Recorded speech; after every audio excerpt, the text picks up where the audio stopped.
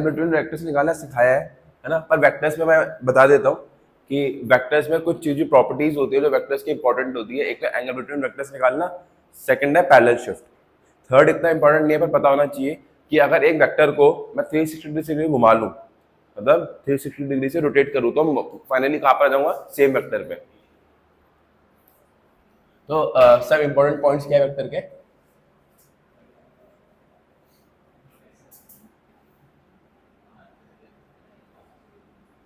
पहला important point है, ठीक है, फर्स्ट प्रॉपर्टी क्या थी कि on rotating a vector by 2 pi angle. देखो एक बात समझना, अब तुम सोचते हो कि पाई की वैल्यू 3.14 होती है ना, पर एंगल्स में जो होता है ना, पाई रेडियन होता है, पाई रेडियन होता है, रेडियन भी एंगल की मेजरमेंट करने की यूनिट है, और ये किसके बराबर होता है, 180 डिग्री के। ध्यान रखना इस चीज को। तो मैं 2 पाई लिख रहा हूँ, उसका मतलब क्या है, 360 डिग्री, और 360 degree vector does not change.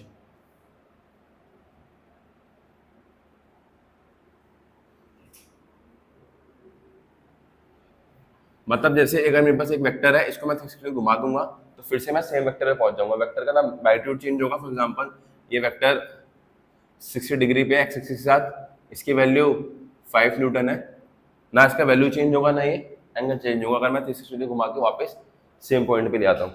ये तो सबको पता होगा, है ना। इसका इतना यूज नहीं है, क्वेश्चनों में यूज नहीं होता। क्वेश्चनों में सबसे पहले यूज कौन सा होता है, पैरेलल शिफ्ट, सबसे ज्यादा। सेकंड है अब वेक्टर कैन, अच्छा एक और चीज समझ लो, अगर मैं किसी वेक्टर को ऐसे करके सेम लाइन में भी ऐसे ले जाता हूँ, इसको भी मैं पैरेलल शिफ्ट ही बोलूंगा। आधे बच्चों को समझ नहीं आता कि तो कोलिनियर वेक्टर्स लग रहे हैं, कोलिनियर तो है ही अगर सेम लाइन में आ रहे कोई वेक्टर्स, बट इसको भी मैं पैरेलल बोलूंगा। पैरेलल मतलब ये है कि ना मैं एंगल चेंज करूँ। पैरेलल का सिंपल ये मतलब है कि एंगल चेंज नहीं होना चाहिए। एंगल किसके साथ, जिसके साथ पहले से बन रहा था। फॉर एग्जाम्पल ये एक्स एक्सिस के ऊपर है, एक्स एक्सिस एंगल कितना बन रहा है, 0। जब ये है तब भी कितना बन रहा है, 0। अगर मैं ऊपर ले जाऊंगा तब भी एंगल कितना बनेगा। तो कैसे भी केस में एंगल चेंज नहीं होना चाहिए। अगर तुम एंगल चेंज नहीं कर रहे, इसका मतलब तुम डायरेक्शन को चेंज नहीं कर रहे। और दूसरी चीज, इसकी लेंथ चेंज नहीं होनी चाहिए। लेंथ नहीं चेंज होगी, इसका मतलब मैग्नीट्यूड,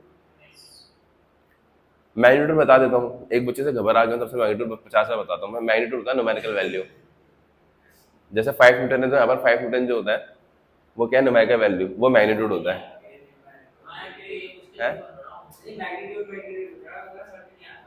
अच्छा, न्यूमेरिकल वैल्यू से समझाओ। सेकंड है अब vector can be shifted parallel to itself। जैसे ये वेक्टर है, मान लो फोर्स 5 न्यूटन ईस्ट। सबको ये तो समझ आता होगा ना कि यहाँ पर अगर मुझे फोर्स का मैग्नीट्यूड लिखना हो तो 5 है, डायरेक्शन लिखना हो तो एफ के ऊपर टोपी पहनाऊंगा जो कि ईस्ट है। सबको पता होगा, ये समझाया था ना मैंने कि ये तो वेक्टर का साइन होता है, ये लगा दो तो वेक्टर का मैग्नीट्यूड देते हैं, और टोपी पहना दो सिर्फ डायरेक्शन देते हैं। तो vector consist of 2 things, one is magnitude, another one is, इसको ये डायरेक्शन देने का काम होता है, उसको एक और चीज बोलते हैं दैट इज यूनिट वेक्टर। और ये यूनिट वेक्टर किसके इक्वल होता है, वेक्टर डिवाइडेड बाय वेक्टर का मैग्नीट्यूड। ये पता होना चाहिए। तो 5 न्यूटन ईस्ट है, इसको मैं इधर शिफ्ट कर लूँ, ये भी क्या है, पैरेलल शिफ्ट। कंडीशन क्या है कि ना मैग्नीट्यूड चेंज होना चाहिए, ना ऐसे मैं ऊपर शिफ्ट कर सकता हूँ, ऐसे मैं नीचे भी शिफ्ट कर सकता हूँ। एग्जाम्पल 1 ले लो, एग्जाम्पल 2 ले लो कि मान लो तुम पे एक वेक्टर ऐसे दे रखा है, इसको मैं आगे शिफ्ट कर सकता हूं, इसको मैं, देखो ये एंगल मान लो 60 डिग्री है, तो ये एंगल भी कितना रहना चाहिए, अगर मैं इसको नीचे शिफ्ट करूं तो कितना एंगल बनना चाहिए अभी भी एक्सिस के साथ, और ऊपर करूं तब भी, आया समझ। तो ऐसे उस साइड भी हो सकता है, ले जाओ यार, इधर भी ले जा सकता हूँ। एंगल निकालने के लिए यूज होता है बस, एंगल बिटवीन वेक्टर्स निकालने के लिए यूज होता है। पैरेलल शिफ्ट ऐसे यूज नहीं होता। पैरेलल शिफ्ट कब कब यूज होगा, जब भी ट्रायंगल्स का वेक्टर एडिशन तुम्हें लगाना होगा और तुम्हें सीधा नहीं दिख रहा होगा तो वेक्टर को ऊपर नीचे शिफ्ट कर दोगे। ये फिर एंगल बिटवीन वेक्टर्स के लिए सॉल्व करने के लिए किसी में यूज नहीं हुआ एग्जैक्ट सॉल्व। ये समझ लो ये वो एलिमेंट है जिसे तुम्हारे मेजर क्वेश्चन प्रॉब्लम सॉल्व हो रही होगा। तो मतलब जैसे प्लस है, प्लस के क्वेश्चन थोड़ा करते हो तुम 6 7 8 9 क्लास में, वो बीच बीच में यूज होता है, तो बीच का एलिमेंट है, इसमें मेजर क्वेश्चन कोई नहीं आता, ये यूज होता है बाकी क्वेश्चन सॉल्व करने के लिए। लास्ट हमारा एंगल बिटवीन वेक्टर्स है ना। एंगल बिटवीन वेक्टर्स क्या है, ये सबको मैंने सिखा दिया था कि अगर दो वेक्टर्स है, जैसे ये एक वेक्टर है और ये एक वेक्टर है, मान लो ये फोर्स है 5 न्यूटन, ये F2 है 10 न्यूटन, 10 न्यूटन नहीं 6 न्यूटन ले लो चलो इसको।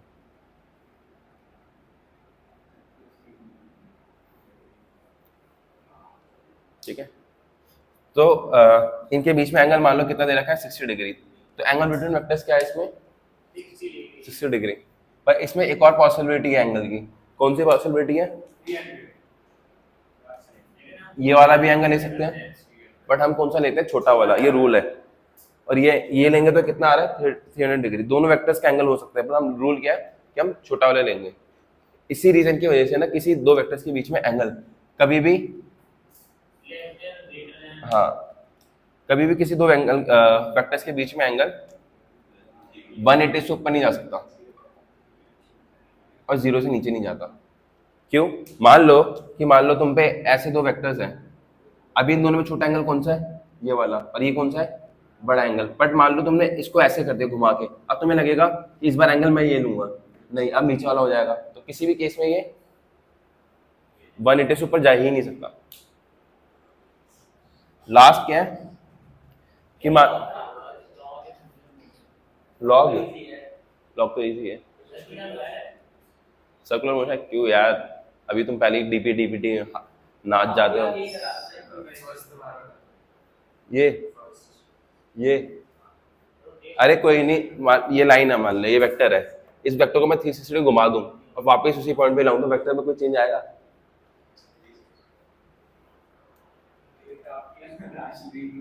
अब जैसे ये वाला कंडीशन दी कि ये एक वेक्टर है ए वेक्टर और एक ये वेक्टर है बी वेक्टर, इसमें ये एंगल दे रखा है 120 डिग्री, तो एंगल बिटवीन वेक्टर कितना होगा 120 डिग्री, कितना होगा 120 डिग्री। ठीक है, तो ये आंसर तुम्हारा गलत है, एंगल बिटवीन वेक्टर्स कितना होगा 60 डिग्री। जिनको पढ़ा रखा है उनको पता है, कभी भी एंगल बिटवीन वेक्टर्स निकालना हो तो ये रूल है, वो दो वेक्टर्स टेल से टेल कनेक्ट हो या हेड से हेड कनेक्ट हो, हेड बोलते हैं इसको, टेल बोलते हैं इसको। यहाँ पर देखो एक की टेल कनेक्ट है दूसरे का हेड कनेक्ट है, तो ऐसे एंगल बिटवीन वेक्टर्स नहीं कर सकता। अगर ऐसा दे रखा है तो हमें टेल से टेल कनेक्ट करना पड़ेगा, उसका रूल क्या है, हम अब क्या करेंगे पैरेलल शिफ्ट, इसको घुमा के किधर ले जाएंगे इधर, तो जैसे इसको करके आगे लेके जाएंगे तो ये क्या हो जाएगा, अब ये एंगल जो आएगा, अच्छा ये तुम्हें एंगल यहाँ पर कितना दे रखा था ये 120, तो ये कितना बच गया, तो एंगल अब देखो ये पहले शिफ्ट से आ गया कि ये ए हो गया तुम्हारा और ये बी हो गया, अब दोनों टेल से टेल कनेक्टेड है तो एंगल आ जाएगा। ठीक है, या फिर तुम ऐसा भी कर सकते थे कि इसको नीचे शिफ्ट कर दिया, ये भी तो पॉसिबल है कि ए को आगे शिफ्ट की जगह तुमने बी को नीचे शिफ्ट मार दिया, तभी सेम चीज रहेगी। ये एंगल कितना था 120, ये कितना आएगा 60, तो चाहे टेल से टेल कनेक्ट करो चाहे हेड से हेड कनेक्ट करो, तभी एंगल बिटवीन वेक्टर्स निकलेगा। आया समझ, कोई दिक्कत कोई परेशानी। तो एंगल बिटवीन वेक्टर्स निकालने के दो रूल क्या है, पहली बात टेल से टेल कनेक्ट होनी चाहिए या हेड से हेड कनेक्ट होनी चाहिए, सेकंड चीज उसके बाद जो एंगल आएगा उसमें भी दो चीजें होंगी, एक छोटा एंगल होगा एक बड़ा एंगल, हमें लेना कौन सा है छोटा वाला। एंगल बिटवीन वेक्टर्स कभी भी 180 डिग्री से ऊपर नहीं हो सकते, 0 डिग्री से नीचे नहीं हो सकते, हमेशा इन दोनों के बीच में ही लाई करेंगे, कोई दिक्कत कोई परेशानी। बी वेक्टर को हाँ ले जाओ, इसको यहाँ पे भी ले जा सकते हो, फिर तुम्हें पता होना चाहिए कि पैरेललोग्राम ही होगा 120 प्लस 60 ही आएगा, रब कर दो है ना। एंगल बिटवीन वेक्टर्स निकालना समझ आ गया। इस पे एक क्वेश्चन, तुम लोगों को 2 मिनट का टाइम है इसको सॉल्व करने का बस, क्योंकि तुम लोगों को मैंने ऑलरेडी करा रखा है ये। हाँ सेम है,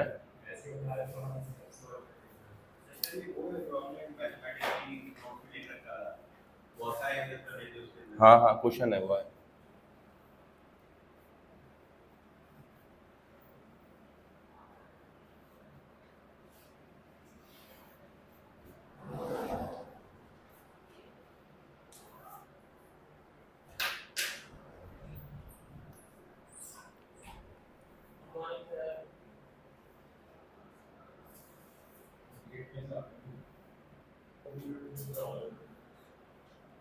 हर्षित, तनुष, तुम चारों से पूछूंगा फटाफट, है ना? उसको निकालने दो। तुम चारों को मैंने ऑलरेडी करा रखा है। सबसे पहले मुझे अब मैं बताएगा ए और सी के बीच में एंगल कितना होगा, ए वेक्टर और सी वेक्टर के बीच में। एंगल निकालते हुए रूल याद रखना कि टेल से टेल कनेक्ट होना चाहिए, फिर हेड टू हेड कनेक्ट होना चाहिए, है ना? ये क्वेश्चन है, ए और सी के बीच में एंगल क्या होगा, मैं जल्दी बताओ। ए और सी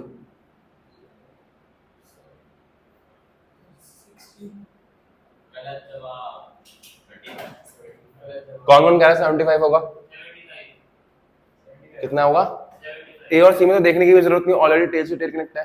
ये 30 दे रखा है, ये एंगल कितना आएगा? 45 45 45। तो अगर ए और सी के बीच में एंगल निकालना है हमने तो कैसे निकलेगा? सिंपल है कि ए दे रखा है तुम्हें ऐसे, जिसका एंगल दे रखा है 30 डिग्री, और तुम्हें सी दे रखा है ऐसे, जो दे रखा है यहाँ पर 45। तो ये कितना बच गया? तो angle between A and C is,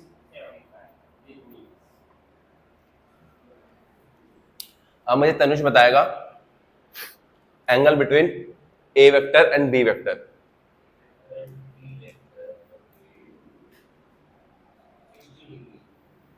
A vector and B vector कितना आ रहा है? सोच लो बेटा, ना तो बुद्धि लाल कर दूंगा तुम्हारी। Angle between A and B vector बताओ विघ्नेश।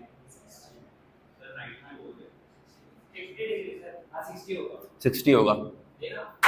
सिंपल है, तुम्हारा ए वेक्टर ऐसे है 30 डिग्री, तुम्हारा बी वेक्टर की टेल जुड़ी हुई है, तो मैं क्या करता हूँ, बी वेक्टर को आगे शिफ्ट कर देता हूँ पैरेलल। यहाँ पर था ना तुम्हारा बी वेक्टर, इस बी वेक्टर को मैंने आगे शिफ्ट कर दिया पैरेलल, और ये एंगल कितना दे रखा था? 60। ये 60 होगा तो ये 60 होगा या फिर ये 60 होगा? कौन सा एंगल है ये? तो ये कितना बच गया? तो एंगल बिटवीन ए वेक्टर और बी वेक्टर कितना आ गया?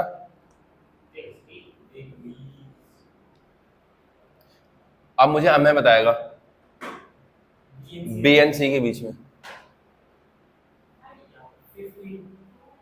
बताना कैसे? मुझे पता तुम्हें याद है, लॉजिक लगा, लॉजिक तनुष लगाता ना बहुत बुद्धि। हाँ बताओ।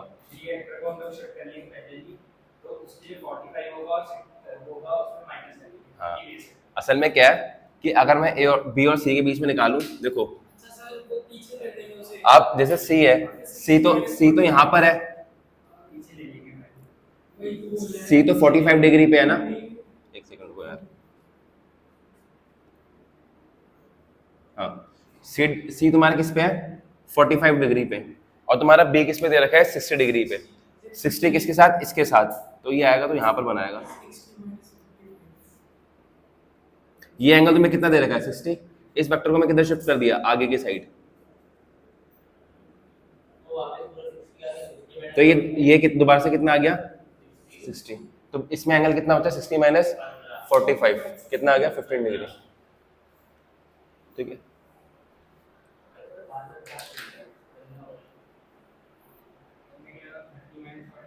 बता देता हूँ types of vector. 3 important types हैं जो तुम्हारे रेगुलर बेसिस में यूज होंगे। पहला है इक्वल वेक्टर, दूसरा है नेगेटिव वेक्टर, और तीसरा यूनिट वेक्टर। सबसे ज्यादा यूज होता है यूनिट वेक्टर। ठीक है,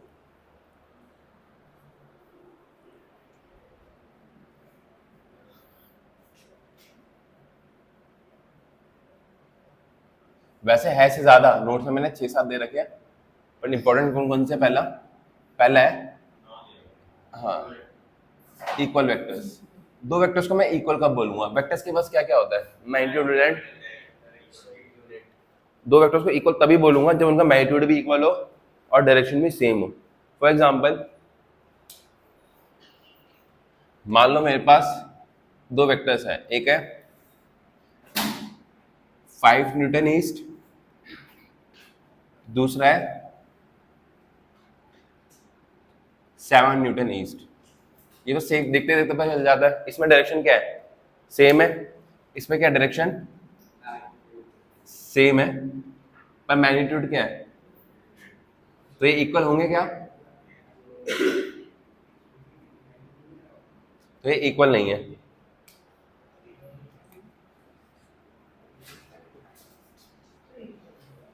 ठीक है, नेक्स्ट चीज है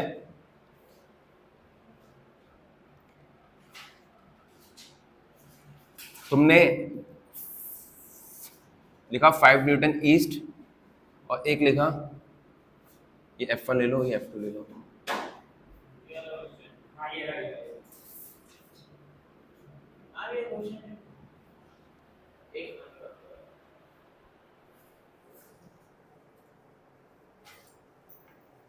F निकालना, आज तो ट्रायंगल सोल्व करा दो।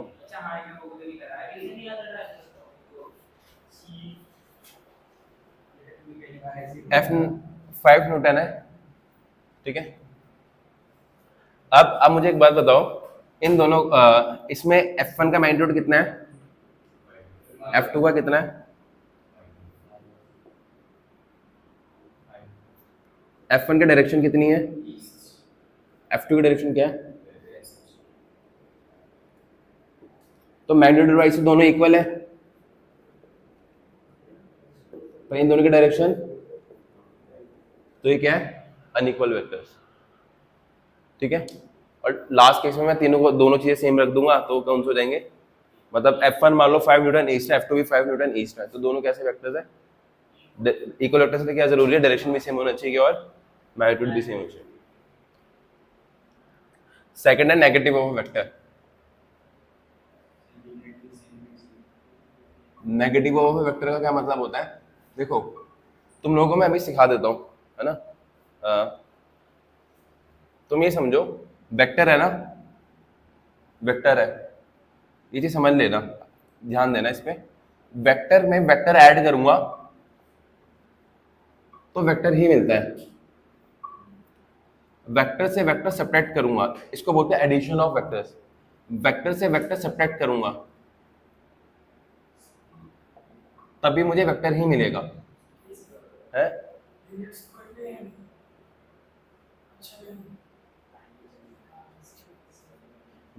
असल में क्या है, वेक्टर सब्ट्रैक्शन में एक टाइप का वेक्टर एडिशन ही है, ऐसा कर सकता हूं ना इसको, vector plus minus of vector. Last तीसरी चीज है मल्टीप्लिकेशन। अब मल्टीप्लिकेशन में ध्यान रखना है, मल्टीप्लिकेशन दो टाइप की है, एक है एक किसी स्केलर, स्केलर मतलब जैसे मैंने एक रियल नंबर ही हो गया कोई, जैसे वैल्यू नंबर्स होते हैं ना 2 3 4, वो स्केलर वैल्यूज ले लो, किसी स्केलर को मैं मल्टीप्लाई कर दूं वेक्टर से तो तब भी मुझे क्या मिलेगा, वेक्टर ही मिलेगा। जैसे फॉर एग्जांपल दूं, फॉर एग्जांपल तुम पे एक फोर्स है, वो कितना दे रखा है तुम्हें, 2 न्यूटन ईस्ट। अगर इस फोर्स को मैं 2 से मल्टीप्लाई कर दूं, 2F कर दूं, तो इससे क्या होगा, बस